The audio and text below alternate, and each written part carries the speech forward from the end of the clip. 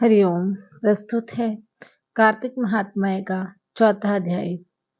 नारद जी ब्रह्मा जी से कहते हैं, हे ब्रह्मांड, कार्तिक मास में जो दीपदान होता है उसका महात्म्य कहिए।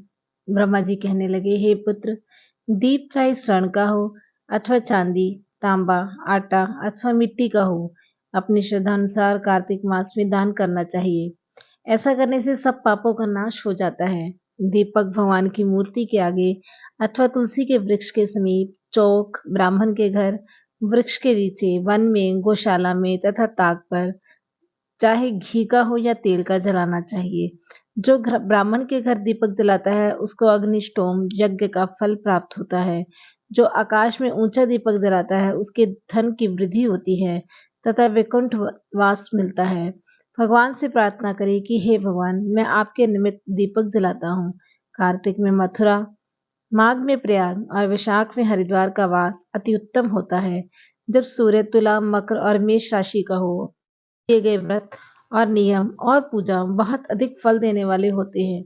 इन मासों में जो अच्छे कर्म करने से पापों का नाश हो जाता है, जैसे सूर्योदय से अंधकार, वज्र से पर्वत, गरुड़ के भय से सर्प, पवन से मेघ और ज्ञान से दुख, सिंह के भय से मृग, वैसे ही मथुरा के दर्शन से सब पाप भाग जाते हैं।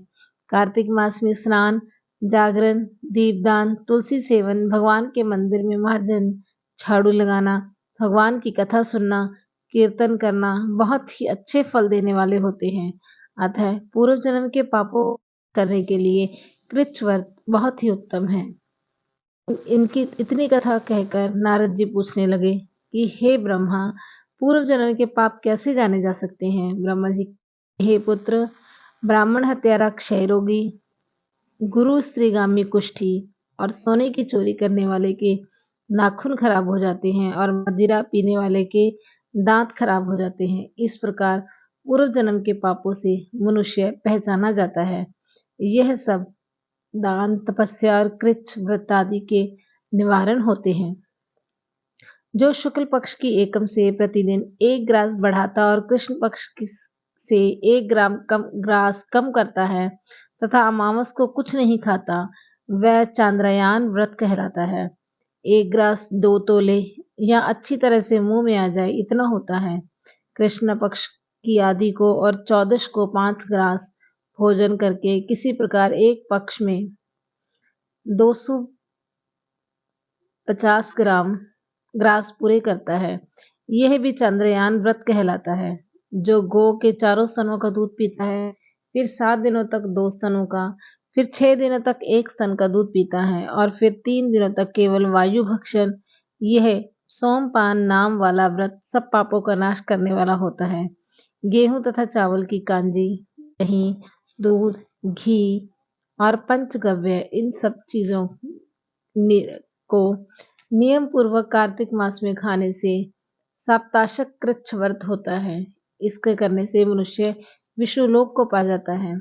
बेल, पलाश, गूलर का काढ़ा और गर्म दूध पीकर एकादशी व्रत करने वाला द्वादशी को पारण करे तो विकुंठवासी होता है।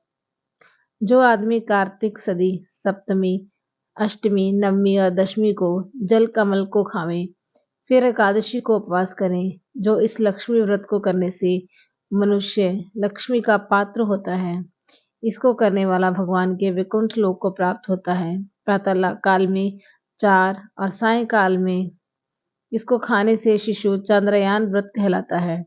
कार्तिक सदी 14 को विधि पूर्वक ब्राह्मा क्रूच व्रत तथा गौरी का पूजन करना चाहिए।